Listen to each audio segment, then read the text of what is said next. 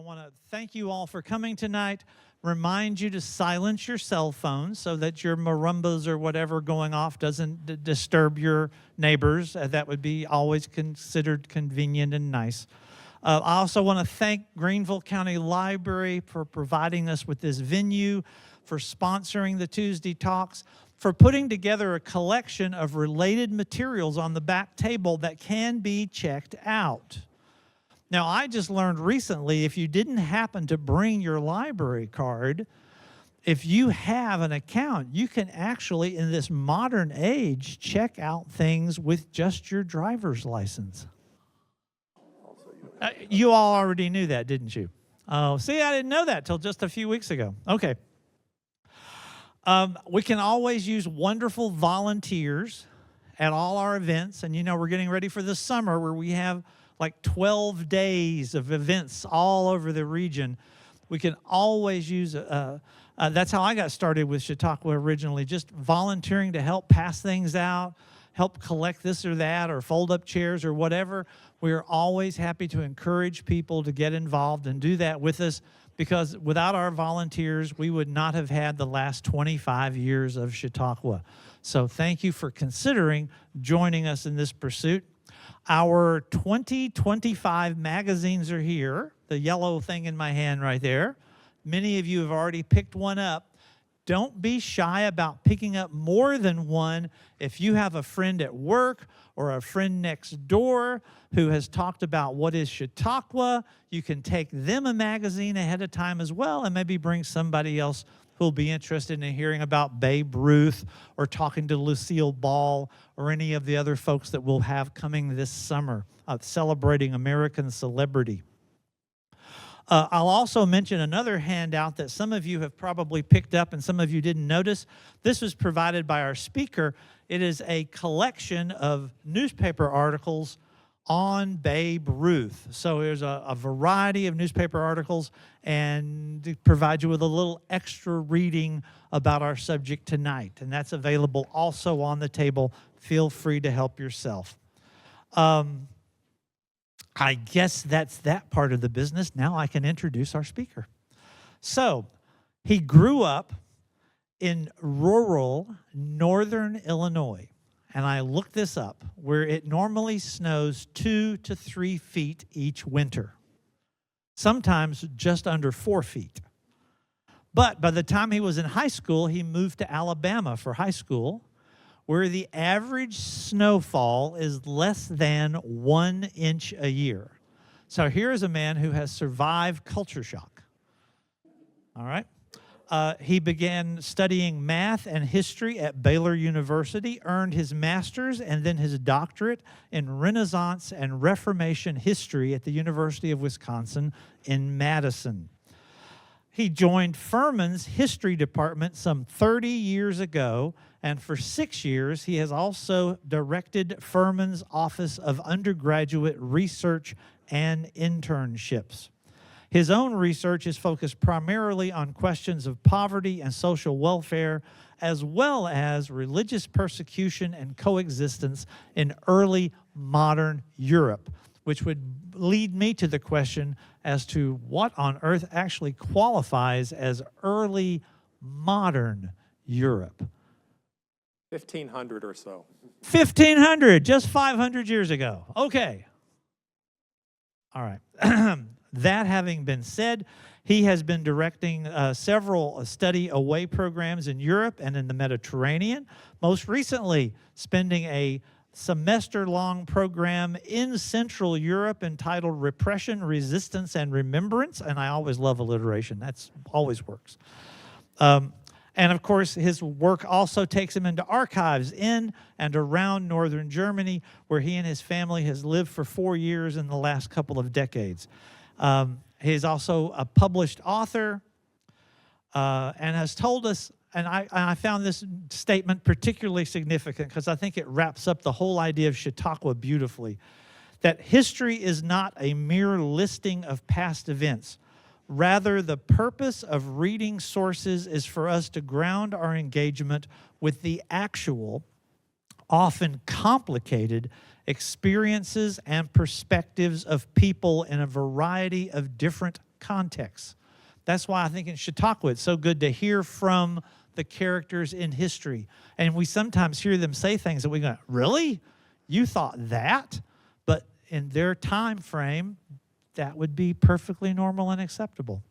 Careful analysis then allows us to develop an empathetic understanding of what happened to other people, of what they did, and why they acted in that way, whether those actions meshed with or even contradicted their articulated beliefs and ideas.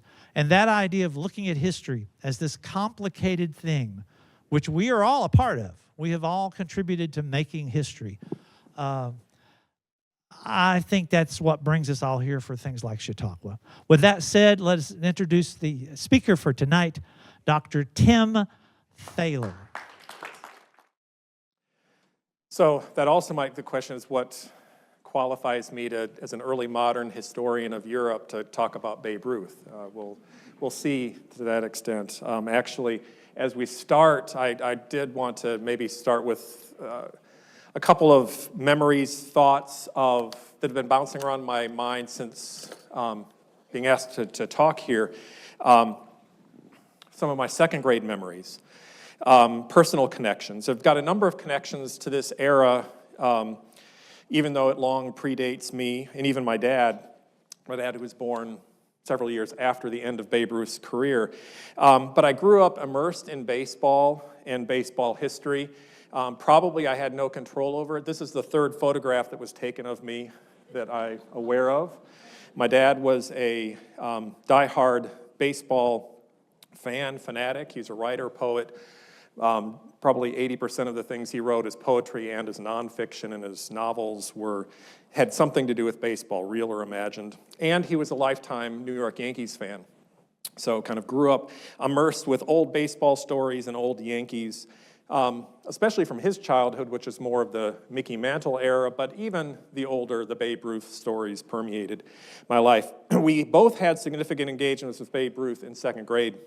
For my dad, also a rural Illinois kid who was beginning his Yankees odyssey very far from New York. Second grade was the year the legendary giant Ruth was dramatically hospitalized and dying. So kind of he had started encountering that and kind of helped build his love for the Yankees. It was also the season of Jackie Robinson's entry into previously all-white baseball. And Dad's Yankees loyalties in second grade in Illinois were still young enough and malleable enough that he didn't hate the Dodgers yet, which that would come. But so the Jackie Robinson story was still something that very impressed him and impressed me. The first talk I gave actually in fourth grade was a little lecture on Jackie Robinson in class. For myself, fall of the second grade involved countless arguments with older students about Babe Ruth, because this was the season that we had to figure out whether to root for Babe Ruth or not, and whether it was good that his unreachable career home run record was possibly going to be overtaken that fall. In my rural grade school, everyone had a fierce loyalty. You were either a John Deere or an International Tractor person, a Ford or a Chevy guy, and in the second grade, you were either a Babe Ruth or a Hank Aaron person. And most of my older friends were Babe Ruth. But even though we were a Yankees fan, my dad was very impressed with this long career of Hank Aaron in the aftermath of Jackie Robinson. And then spring of my second grade season, he broke the record of Babe Ruth's career record in April. It seems that there's little in Babe Ruth that is not larger than life, either bombastic, controversial, mysterious. In baseball lingo, the word Ruthian still continues a century later to refer to massive home run balls or even larger-than-life personas. In our short time this evening, I'd like to highlight a few key examples, kind of four little topics that I'll pull some examples, some anecdotes to illustrate, to give a little taste, some snippets of things from different parts of his life. He was a transformational figure in baseball, in American culture. And so I'll start with just that question, a little biography at the beginning, some inner biographical sketch. I don't want to spend too much time on just his biography, the basic biography, but there are some key details and landmarks that will be useful as we jump around through his life and various events, especially for those of you who have not spent much time with the Babe. Even a quick look at just a small little number. He has dozens and dozens of nicknames from during his career that he was called, sometimes tongue-in-cheek. People liked making up nicknames as he became more and more famous and popular. But it indicates the mammoth nature of how he was perceived, beyond what we might initially expect from the diminutive Babe. He's also called by many of his teammates Jidge. His name was George. Jidge was a common name that he was called on the field. The Bambino from Babe, the Great Bambino, Sultan of Swat, Bustum Babe, Big Bam, the Big Bam, the Behemoth of Bust, the Colossus of Clout, the Caliph of Clout, the Maharaja of Mash. That's just a few. He was the ruler, the king of it. So I'll try to keep this very short at the start, and then we can return to a small number of particular episodes. So George Herman Ruth was born, his father was also George, in Baltimore on February 6, 1895. As an illustration, though, of the kind of unending oddities and mysteries that sometimes surround him, this person who is one of the most well-known people in the United States. When the U.S. entered World War I in the spring of 1917, Ruth, who was playing baseball at the time, entered the draft. He was never selected. But on his draft registration card, which is shown up here, I've highlighted a few lines. George Herman Ruth. Down there at the bottom, his profession is baseball with the Boston American team, and location of his job was at Fenway Park. But there, his birth date, February 7th, 1894, which is not February 6th, 1895.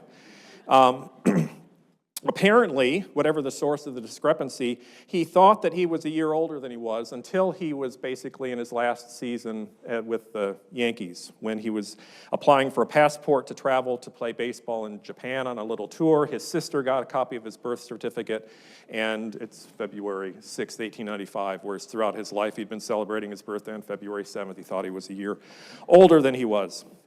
In any case, his father, George, was a saloon keeper in Baltimore.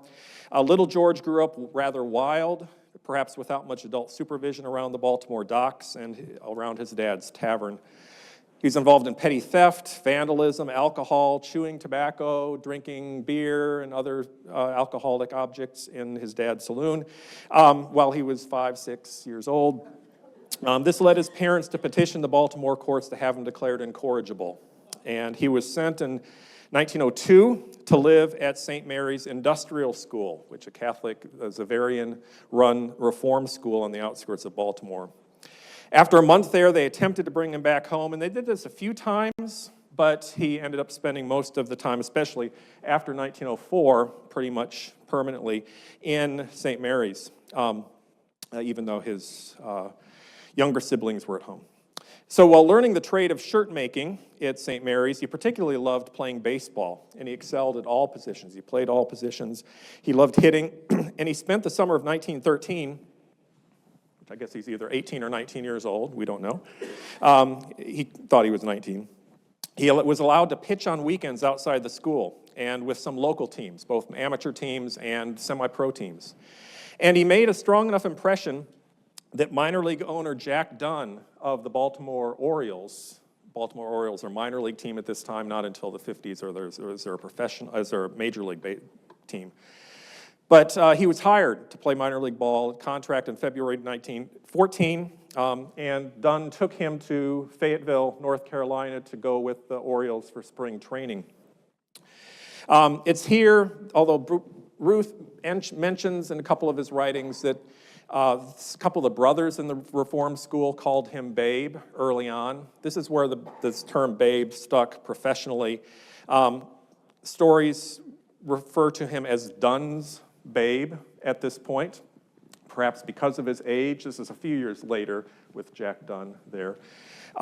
Either because of his age in general, because of the way he behaved, He'd never really been outside of the reform school or outside of Baltimore. He loved the elevator in the hotel and would ride it up and down and up and down. There were girls, all kinds of stuff, so it's maybe a reference to his immaturity. He was called Babe at this point. Fayetteville still celebrates. Here's a highway marker celebrating Babe Ruth hitting his first professional home run here in spring training, minor league spring training, in March 7th, 1914. He played well here, in fact, in an exhibition game, not just in the minor leagues, playing against a scrimmage against the Philadelphia A's, the Philadelphia Athletics, who had won 3 of the last 4 World Series. In fact, this year they would be in the World Series again. He beat the A's in a complete game, pitching for the minor league team. This is one of the periods of tremendous uncertainty for professional baseball owners. There was a third, kind of every day, every week in the newspapers, there are references to the baseball war in 1913. It comes to fruition in 1914 and 15. There was a third major league added, which was competition, which created financial hardship for many of the owners. Dunn actually sold Babe Ruth shortly after getting him, just to unload some of his salary and get some cash to try to save his Orioles. He sold him to the Boston Red Sox, the major league team, in July. Within a week, Ruth had pitched his first win, got his first major league win. He was sent back to the minors. The Red Sox had a pretty full pitching staff, where his team, the Providence Grays, actually won the International League minor league championship.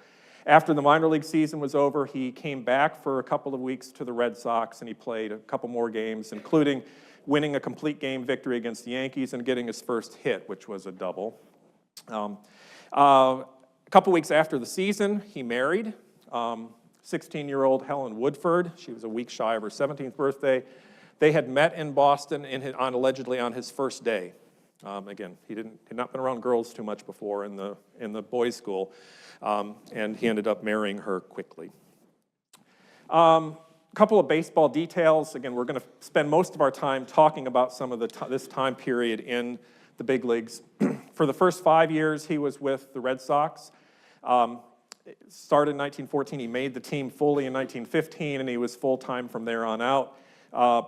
Pitcher primarily, but he began making a name for his hitting as well, and so he increased his playing time besides just pitching. Yes? Mistake up there. It says won the World Series in 23, 27, 28, 32. They lost the World Series in 21, 22, and they lost the World Series in 26. Oh, yes. 19, Yeah, not 25. Year, I believe the Pirates finally, I'm sorry, the Pirates won the World Series. Yeah, and that was the year that actually, that's just a simple typo. That was a horrible year, actually, for Ruth and the Yankees. So he won the World Series, not so much the 1915 season because of that, but he increasingly was having an impact, so 3 times in the World Series. After the 1917 season, he convinced the manager of the Red Sox to allow him to play more regularly when he wasn't pitching. He was being used as a pinch hitter occasionally, but he was being brought in on about 3/4 of the days when he wasn't pitching, and he began playing much more regularly in his hitting role. We'll talk again about his career with the Red Sox and the 1920 season with the Yankees, but between 1919 and 1920 season, he was sold by the Red Sox to the Yankees, and here he begins having an even bigger impact, certainly in the media, out of the media center of New York. Massive home run records. The Yankees got their first American League pennant in 1921. By 1923, they win a World Series, so he's involved in 10 World Series. They win 7 during his career. Known for a lot of his activities, including women. His wife had some problems with his first wife. Things did not go overly well. But shortly after she died, he did remarry formally. His career ends with the Yankees in 34. He retires in 35. In 1936, he's one of the first 5 inductees to the newly established Hall of Fame, Baseball Hall of Fame. In June of 1948, just before he dies, actually, his number 3 is retired at Yankee Stadium. There was a 25th anniversary celebration of the new Yankee Stadium that had been built in 1923, and it actually had the nickname "the house that Ruth built." So the kind of helping to finance it with his popularity. A few things, again, in the first category, the early years, how he goes from being Dunn's babe to, within a couple of seasons, newspapers are referring to him as the mightiest batsman of modern times. And he's a pitcher, and he's being referred to as the mightiest batsman. So a couple of things about that. Here is early January 1915. He's only played 5 major league games, but he is on the roster for the Red Sox, so the extended roster that's going to go to Hot Springs, Arkansas for spring training. Many of these folks aren't going to make the team ultimately, but there we have George Herman Ruth, George H. Ruth, 6'1", later things usually list him as 6'2", but from Baltimore, Maryland. In the reports from spring training, there are lots of little personal public interest accounts.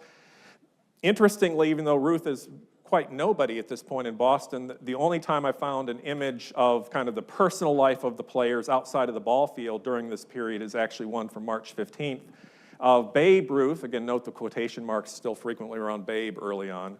Babe Ruth, Red Sox flinger, and his bride. So even though they got married 5 months earlier, here we have Mrs. Ruth, formerly Miss Helen Woodford of West Newton at Boston. She came from Texas and was studying at a private school in this city when she met Ruth. Again, it's a little confusing as to why this would even make the papers, because Ruth was not even on the regular squad in spring training. But nevertheless, he is listed there on the sports page. Newspaper calls this the best at pitching staff any club ever had, say experts. There's Babe Ruth, the 5th from the left, in the Red Sox pitching staff, still during spring training. A couple of examples of him making a name early on. So we've just started spring training March 24th. We've been a couple of weeks. It's still too cold. In a fairly long account describing the day of practice on a cold day, they did have a scrimmage. Sox get 7 in their 4th inning. This is the Red Sox. This is the regular team. It's intra-squad. They're playing the Yanagans as this kind of scout team. The folks, the second-tier team, folks who are not going to some folks won't make the majors that year. But Babe Ruth is on the Yanigan side. Sox get 7 in their 4th inning. Babe Ruth's home run drive is his undoing. The subheading. So after the description, along came Ruth, subheading. In the 3rd, Ruth was on edge, meaning he was pitching quite well, and sent the regulars to the water tank in order. So pleased was he with himself that with 1 down, he came to the bat and took the measure of a sweet rise ball by Carl Mays, one of the Red Sox pitchers, for a home run drive over the right center fence. It was a savage wallop and fully enjoyed by the crowd. This hit, not many home runs, this hit must have affected Babe's pitching, for the regulars went in the next time and ground out 7 runs before the 11th man went out on a long fly to right. Ruth was wild, hitting 2 men with pitched balls and giving another a free ride. So again, from the very beginning here, even in spring training, you see Ruth doing the savage wallops, pitching incredibly well until he's not pitching well, and then he does that on a bombastic way as well, facing 11 batters in the 1 inning. He proved to be somewhat dominant, one of the best left-handed pitchers in the American League. A couple of stronger, probably right-handed pitchers, but Ruth is pitching quite well. He's hitting well too. He's involved in, again, odd situations, kind of legendary situations frequently. Here he's sitting on the dugout with fellow pitcher Ernie Shore. In summer of 1917, June 23rd, there's a report the next day, Shore, the teammate there, joins the ranks of no-hit pitchers, a fairly big deal, pitching a no-hitter. The thing is, it's connected to Ruth because on the 23rd, in the first game of the doubleheader, Ruth was the starting pitcher, not Shore. But Ruth walked the first batter on 4 pitches, after which time he charged the umpire, yelling at him. The umpire told him to go back to the mound or he would be kicked out. Ruth said, you chase me around and I'm going to punch you in the face. So he was kicked out and Ruth punched him in the face. So Ruth is ejected from the game after facing 1 batter. That's the reason why he got the no-hitter. That particular batter was thrown out stealing second base, and Shore retired the next 26. So it's actually a perfect game. But it doesn't count as a perfect game because of the whole Ruthian situation too. So anyhow, Ruth is involved in kind of all kinds of these stories throughout his career. Note that by the middle of his third season, beginning of his third season, the Red Sox have just won 2 World Series. The subheading here, the loss of temper of Red Sox pitcher may cost his club AL flag. At the end of the report, should the Red Sox lose the services of Ruth at this stage of the pennant race, and that is almost a foregone conclusion that he's going to be suspended for punching the umpire, the team will be heavily handicapped in its fight to wrest the lead from the White Sox and drive another American League pennant. So again, Ruth is kind of the key pitcher already by this point. When he does return from his suspension, though, he pitches a one-hitter. So again, he is a classically good left-handed pitcher. By 1918, this is the season that I mentioned, Ruth had convinced the manager to allow him to bat and played in the outfield primarily, first base a little bit, but when he wasn't pitching. So he's pitching, and then normally you don't play for another 2 or 3 days. But he is playing regularly and pitching. Played in about 3/4 of the games that season. It was a short season as well because 1918 was the year the U.S. Was affected by the troops. The baseball players were leaving, so the season was actually shortened for the war effort at the end. But here we have Ruth's 4th homer in 4 days goes to waste. So 4 home runs is a fairly large amount for people. Here he's hitting 1 a day. Boston once led, but here we have, again, by the summer of 1918, talking about the other opposing pitcher, trying to get cocky and strike Ruth out. But how did he try to strike out Babe Ruth, the mightiest batsman of modern times? Right. So already in his 3rd season, there is the recognition of his hitting ability. So on the home run side of things, just to show you his opening seasons, he tied for 9th in the American League with 4 homers. The leading most home runs in the league that year was 7. But note, he has 1/4 of the plate appearances of the leader. He's pitching primarily. In 1916, he tied for 13th in the league. Home Run Baker was 2nd. I mean, you can't beat a guy named Home Run Baker. But still, 1/4 of the home runs of the leader, but with 1/4 of the at-bats or plate appearances as well. So still hitting fairly well. 1917, he does not hit many home runs, I think 2. 1918, which is now he's playing more regularly, he tied for the lead in the league with 11 home runs. Again, note, though, he has only about 3/4 of the plate appearances of the other leader. So he is making a name for himself in batting as well as pitching. In the 1918 World Series, the Red Sox were playing the Cubs. Ruth pitched a shutout for the first game. He had actually pitched a 13-inning game in the last time he was in the World Series in 1916, a complete game where he had shut them down, gave up a run in the first inning and pitched a shutout at the end of the game. Here he pitched a 1-0 shutout, hairline verdict in a battle with the Cubs pitcher Vaughn. The premier brand of Ruth's pitching was the chief factor in the Cub defeat. The Sporting News started their article. Then in Game 4 of the same World Series, Ruth was playing around before the game, hurt his pitching hand, so he had to pitch with an iodine-painted finger on his pitching wing, which was troubling him. The stuff that was on it was putting too much stuff on the ball, caused him to walk 6 Cubs besides being a reason for a wild pitch. In any case, nevertheless, he had wonderful support when he wobbled.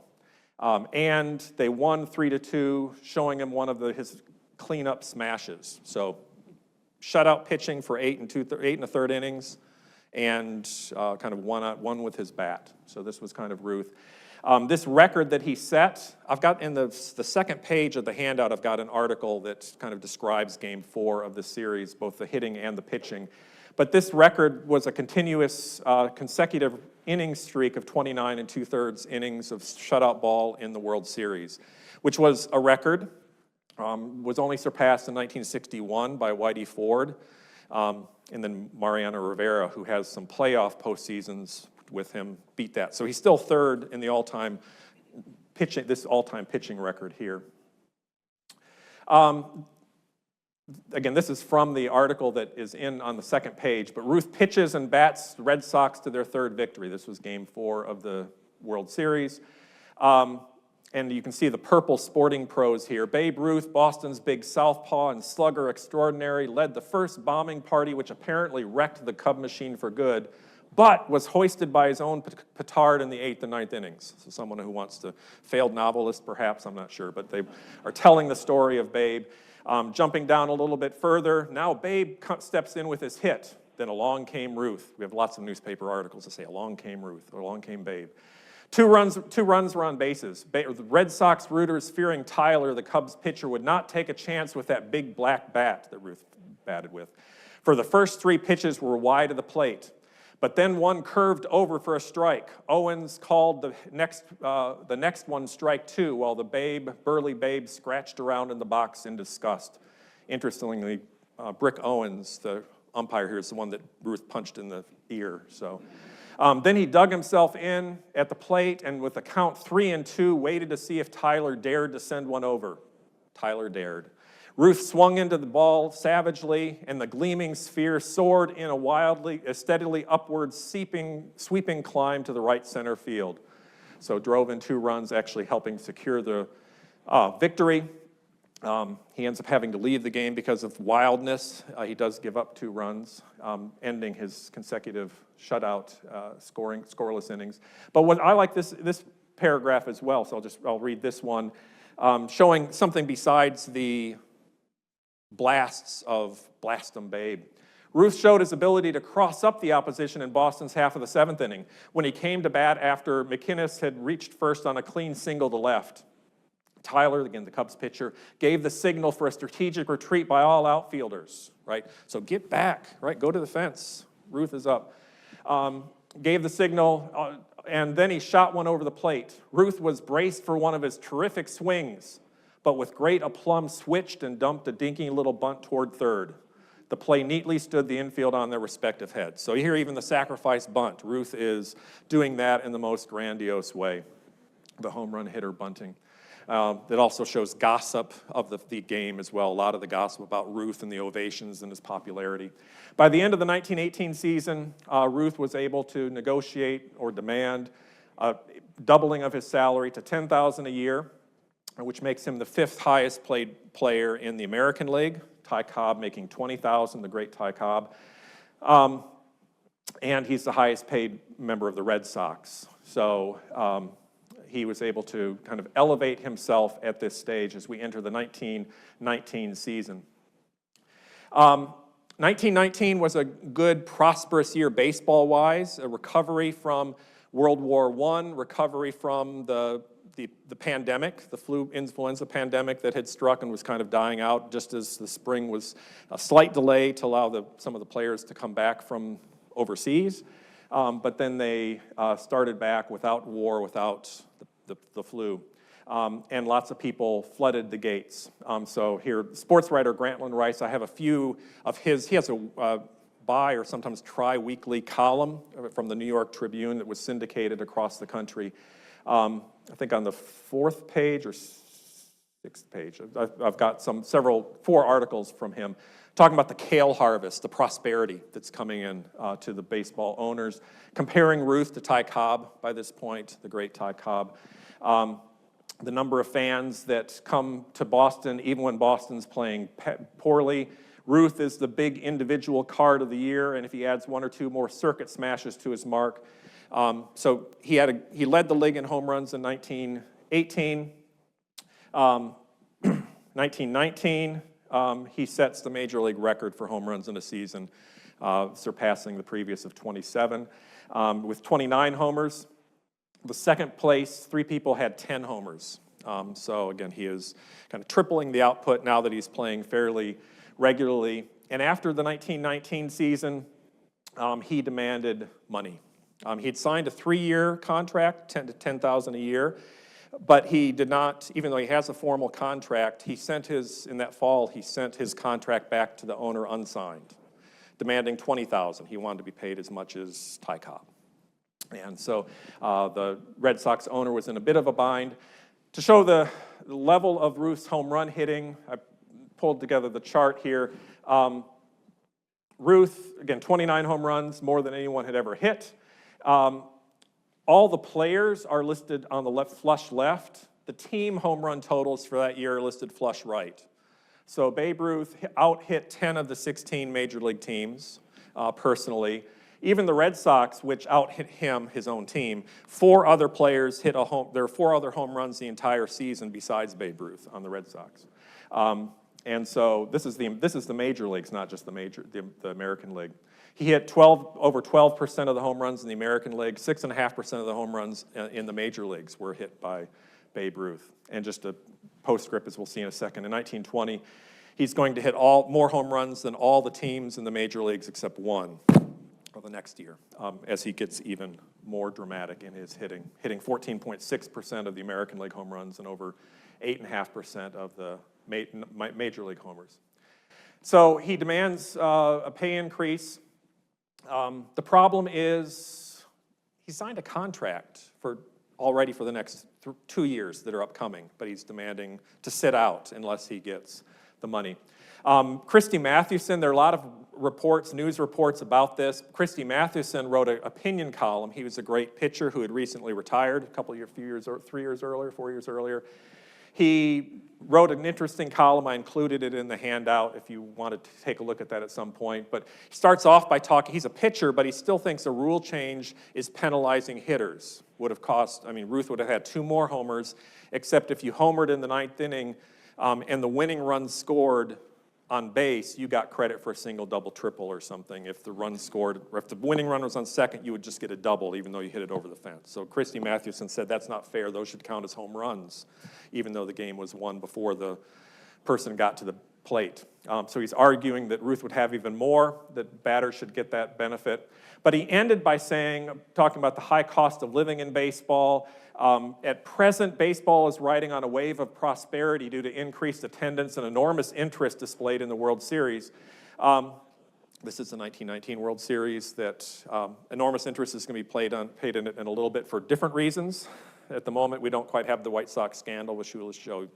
People are talking behind their back about it a little bit, but we're not going to have the investigation for a couple months. But we should not forget that there are other years coming. You remember the story about the goose and the golden egg. Neither players nor owners should kill the goose. So advocating that Ruth just play, he's great, but play with his contract and not demand more. This was not published until January 8th. The problem, again, here is Ruth's salary was $10,000 going into the season. The Red Sox payroll was $93,000 on opening day. They had the highest payroll salaries in the American League. Their performance, though, didn't match that. They finished toward the bottom of the American League. So the owner, who is upset by their performance, despite the amount of money he's paying, decided to start unloading salaries. And Ruth sitting out was one way that he could possibly get a buyer for Ruth. And in January of 1921, the owner did sell Ruth to the Yankees. And Ruth got his $20,000 salary to match Ty Cobb. So from this point forward, this table is also in the handout. The yellow is Babe Ruth. And from 1920 until his last full year, he was the highest paid player in baseball, with the exception of the next year when Ty Cobb got a little bit of an increase to get back to the top. But following that, Ruth is being paid almost twice or more than twice of the next best player. So he's going to dominate, including by 1930, he's getting paid $80,000 a year, which is more than most folks. When Ruth retires, you can see the salaries. This is major leagues. This isn't just American League. Ruth was getting paid $80,000. He did take pay cuts going down, still the highest paid at $35,000 as the Depression is going on. But it's going to be 2 decades before we have players reaching what Ruth was getting paid in 1930. And even then it goes back down again until the 1960s. So Ruth is getting paid a tremendous amount well ahead of his time. But he dominates the 1920s. Cobb dominated most of the time the decade before that. This was the Ruth decade. 1959, Willie Mays, first African-American player to lead with salaries, and he will pretty much throughout almost every year, except one or two, I think, be the highest paid in the 1960s. So 1920, this is when Ruth enters New York culture, sold to the Yankees. I've included in the handout a few of the longer articles just on January 6th, so the sale took place on January 5th. On January 6th and January 7th, lots of reports. So you've got the Boston report in here, the New York reports, and several newspapers of how this is being talked about. This is just simply the title page for the New York Times. We've been talking about baseball, but just as a reminder of the things that are going on, we've had World War I, we've had the treaties of Versailles, et cetera, setting up the League of Nations as well. So we have arguments about ratification of treaties. We've got President Wilson calling on treaty ratification. We have questions of women's suffrage being argued here, which is going to be 19th Amendment. We have the Supreme Court the day before having upheld a prohibition on alcohol even at the 2.75% level. So we're going to have an 18th Amendment with prohibition. We have the Reds that are being rounded up for mass deportations in the aftermath of the Bolshevik Revolution. And then on the front page of the sports page, we have in the second largest headline of the entire day, Ruth bought by New York Americans for $125,000, highest price in baseball annals. And again, that article is there showing the amount that Ruth was paid, as well as he's personally going to get his $20,000 salary. So there's several of these. Boston, of course, frowns on the deal. Boston fans were not very happy with what was going on. Lots of images here. Frazee, the Red Sox owner, says, I'm going to try to make his fans a little bit more content, say that he's going to buy new players with that money to build the team up. I do not wish, he says, to detract one iota from Ruth's ability as a ball player, nor from his value as an attraction. But, and that's always that but that comes, you know that he is going to do that. I don't want to do that, but there's no getting away from the fact that despite his 29 home runs, the Red Sox finished 6th in race last season. What the Boston fans want, I take it, and what I want, because they want it, is a winning team rather than a one-man team which finishes in 6th place. So I'm doing this for your own good, Boston fans. We're selling Babe Ruth. It also included the reference here, gloom and joy. Jacob Ruppert, the Colonel Ruppert who owned the Yankees, who paid this money, was also a brewer, and that was kind of his Supreme Court alcohol case. So January 5th is going to go down in the outfits. Maybe he will forget his disappointment over the beer decision when he sees Babe hoist a few circuit drives over the fences.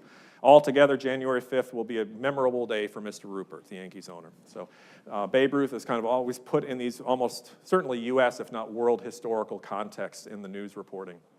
Again, he signs the contract. Lots of images in the various New York papers about the new Yankee. Pictures, personal pictures, he and his wife, the trio of home run hitters. We got home run Baker, Wally, Pip, and Ruth, the three leading hitters, home run hitters. Basically, it says that Yankee fans are going to expect at least a home run every day when they go. So got the home run hitting Yankees now. This leads to other turmoil, though. Here, the president of Bryn Mawr, a couple weeks after this, teachers told to strike. Why should Babe Ruth get $20,000 for half a year's work while professors must starve? So I think we can go, go. Throughout the history of education, a large measure of the recompense of a teacher has been nothing more tangible than the satisfaction which he derives from his work. But that satisfaction must vanish if he's beset on every side with financial worries.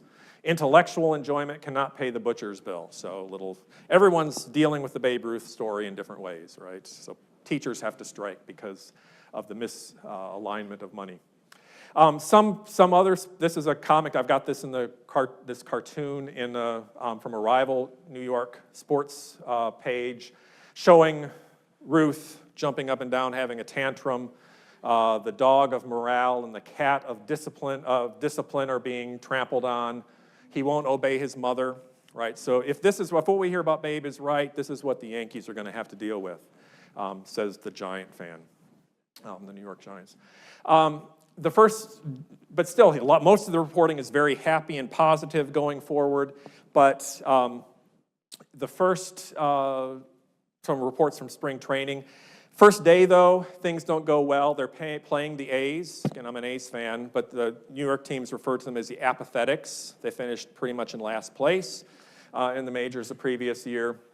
On the first day playing in Philadelphia, Babe Ruth's muff tosses the game away. So his error cost them game 1 of the season. He did get a single, but it was after Wally Pipp had hit a home run. So the Philadelphia fans are crying out, Crip's crabbing your act, Babe. He's stealing your stuff. You haven't got a hit in your bag. Babe fooled them, however. He had a perfectly good hit. It was only a single, though, and they lost on his error.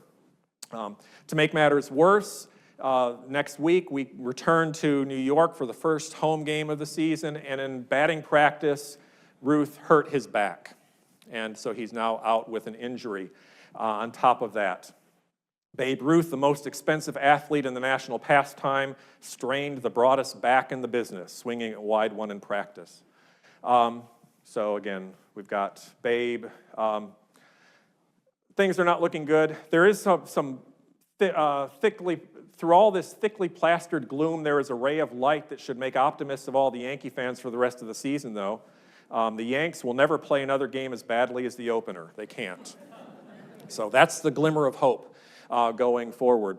Now, shortly after Ruth did return, Ruth did hit the home run, his first home run of the season, which cleared went out of the stands. And note the word here, judges of distance declare that the Ruthian swat of yesterday traveled much more rapidly than his 28th homer the previous year, which also cleared the roof.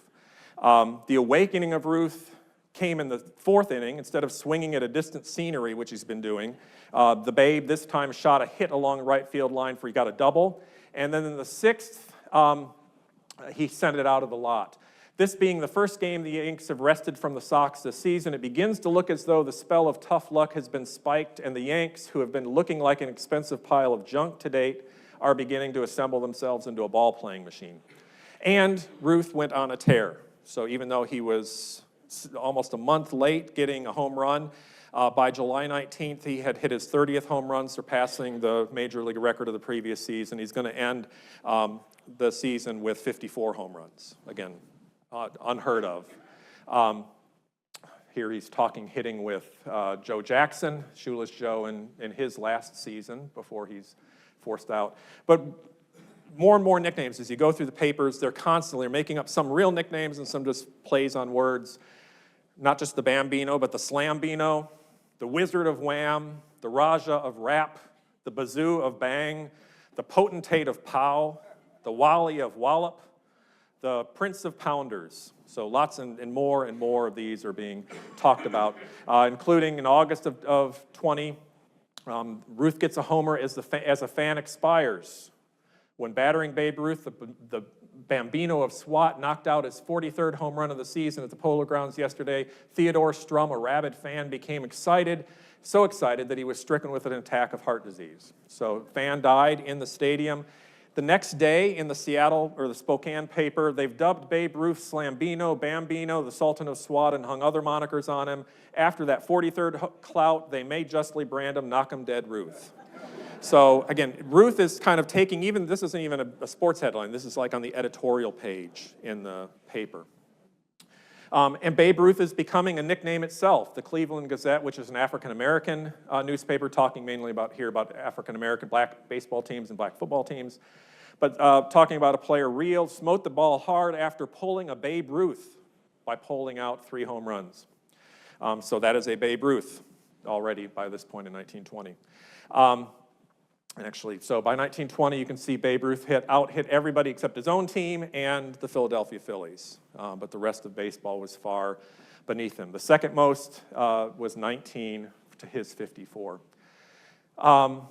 He went on a trip to Cuba where he had the possibility of earning $18,000. He made $20,000 playing baseball for the season. He was promised $2,000 a game for 9 games to play an exhibition series in Cuba. He didn't perform all that well, but he did lose $35,000 gambling in Cuba. And they don't have prohibition there, so he also enjoyed the time that he had in Cuba. But interestingly, again, the Cleveland Gazette talking about this, the brown-skinned Cuban player Torriente, Cristobal Torriente, known as the Black Babe Ruth, right? So Babe Ruth is a nickname in and of itself. And in one game against Ruth, he got 3 homers and a double, while the real Babe Ruth got a double. So pride in this context. It's kind of wrapping things up here with a couple of final examples. In 1920, in the summer, he was making his first movies. He was also, during the season, he was writing an autobiography. It must be nice to write an autobiography when you're 25. Being asked to do that probably was ghostwritten, but it was published in a 12-part run through the newspapers in August of 1920. After talking about his baseball life and his other life, I want to take a minute or two to the youngsters who are coming up. He gives them some baseball advice, but then some other further advice. If you haven't started to smoke, don't begin now. If you have, keep it down, especially during the playing season. I smoke a lot of cigars, and I wish I didn't, but I own a cigar factory, and I've got to keep it busy. There isn't any need to caution you about crooking the elbow, right? Drinking, because the 18th Amendment has fixed that for you. I can go to Cuba, though. Here's another thing. Get married. Pick a nice young girl who understands you. She'll understand you a long time before you understand and appreciate her, and make a home run. Don't think because I played hooky once upon a time and made good in baseball that hooky's a good game for you to play. Go to school as long as you can. There's plenty of time for baseball after 3 o'clock and during the summer vacations.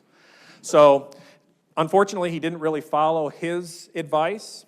And here, just in the last couple minutes, I've pulled out just some pictures and some images to illustrate the life outside of, in New York. This is his second wife, actually. As I mentioned, the Yankees get their first pennant. But there's a question of how is Ruth hitting these home runs? And is it basically, here he's saying he's upset scientific batting. He's not hitting the way that you're supposed to hit. He's gripping the bat way down. He's swinging with all his might. He does change the batting style. He changes, there are a lot more home runs being hit, but they're being hit not by the great hitters of the past, by and large, who are now hitting more home runs along with Ruth. It's the up-and-coming folks that are hitting the home runs, that are emulating his style. So he does kind of change the style itself. But we're trying to figure this out. Here in 1921, we have popular science.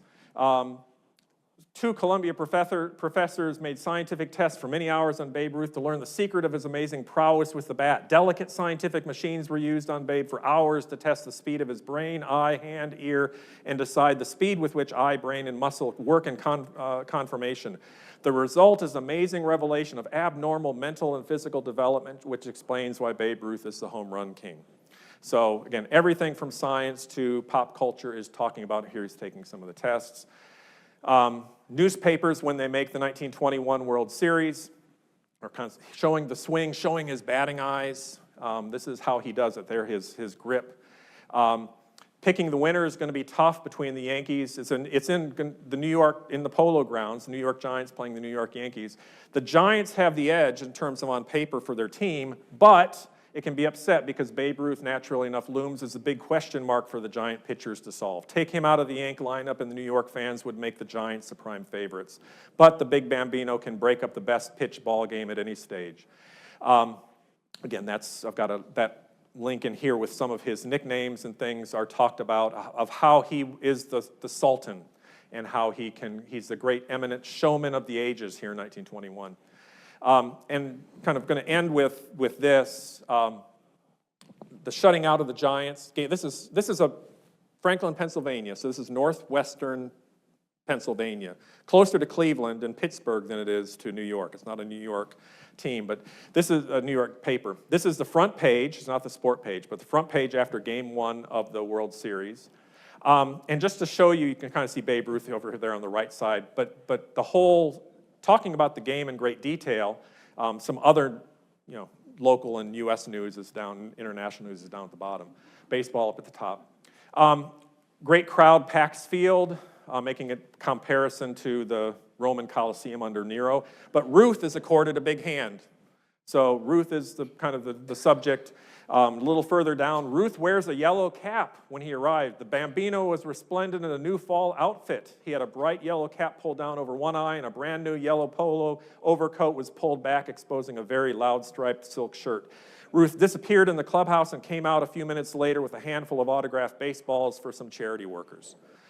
Then the next, down below another, Ruth wallops the pill. Ruth was given a tremendous ovation when we went to the, this is for batting practice. This isn't the game, right? He goes out for batting practice and responded by knocking the batting pitcher's first offering over the far right field bleachers under the elevated tracks. He then missed 2 by the proverbial mile, and the crowd yelled just as loud. There's Ruth himself. The big Bambino's wallop in the first inning with Miller on second meant a run for the Yanks, and the crowd went wild. The crowd went wild. Lots of crowd going wild for Ruth. It was a single, right? Down below, the crowd seems to be with the Yankees. Both teams look fine in new uniforms. Mrs. Babe Ruth has photo taken 50 times. Description of her, photo taken. She hopes Babe Ruth will hit a million home runs in the World Series. Behind her is merely the governor of New York, the mayor of New York, the president of the National League, and the commissioner of baseball. We might mention them, but the article is about Mrs. Babe Ruth, right? In the account of the game itself, the first inning, the great Bambino Ruth hammered in a run, again with a single. And then it has the inning by inning play by play. Ruth, the bleacherites jumped up and threw their hats high in the air when the Babe turned back toward first after his single. But if you look, it's basically Burns was out. Peck hit to Pip on the first ball pitch. Bancroft was out. Ward to Pip on the nice play. French single to center. Young was out. Mays to Pip, no run. But Ruth walloped the first ball. This is the 5th time the single's been mentioned here in the game. And then when Ruth comes up, Ruth is up in the 4th inning. 1 ball, ball 2, strike 1. Strike 2. Ball 3, Ruth walked. Right? Pip sacrificed, Frisch to Kelly, Ward was out, Bancroft to Kelly, no runs, right? 6th inning, Peck singled, Ruth up, foul, strike 1. Peck went to second on a pass ball 1 to Ruth, ball 2. Strike 2 called, ball 3. Ruth struck out. He looked at the last one. So every pitch to Babe Ruth is being talked about, right? So this is what he's being talked about. The house that Ruth built, the Yankee Stadium, I've given you this article as well is in there. The biggest stadium around, 70,000 fans, 75,000 almost can be in there. 25,000 were apparently trying to get into it on open day. They couldn't because it was full to capacity. And Ruth baptized, the real baptism of the Yankee Stadium is that Ruth hit a home run in it and kind of opening it up. After a bad season in 1922, he opened it up, and I'll, again, close with this quote. The ball came in slowly, but it went out quite rapidly, rising on a line and then dipping suddenly with a force behind it. It struck well inside the foul line, 8 or 10 rows above the low railing in front of the bleachers, and as Ruth circled the bases, he received probably the greatest ovation of his career. The biggest crowd in baseball history rose to its feet and let loose the biggest shout in baseball history. Ruth, jogging over the home plate, grinned broadly, lifted his cap at arm's length, and waved it at the multitude. So here we have Babe Ruth. Lots of things, though, were oftentimes talked about poorly, and in question and answer, I can talk about some of these. I've given you some examples of reviews from his movies. My favorite movie review opened with the headline, "As movie hero, Babe Ruth is a good ball player." In any case, he does have some good reviews in there as well. He also performed, he signed a contract, he has a $25,000 contract, and he signed a off-season vaudeville contract for $60,000 to perform. And he sings, he does some acting and things on stage. So some of those are in there. I can talk about some more. He gets lots of speeding tickets. He's doing a lot of things in New York he shouldn't be doing. Suspended by the owner, by his manager in 1925, the really bad season. But he does hit 60 home runs in 1927. And again, he retires as kind of the mass marketer. He knows how to use the media. He is one of the great baseball heroes of all time, and again, he just makes his name quite well known. So I can talk about more specific of the anecdotes down the road, but I want to turn things over for y'all. All right. So now is the time for the interactive portion of our program. If you have a question, raise your hand. We'll bring a microphone over. We've got one right here. You wanna- Not so much a question, just a comment. 80,000 is worth 1.7 million today, and Juan Soto is making what, 60 million a year? Right.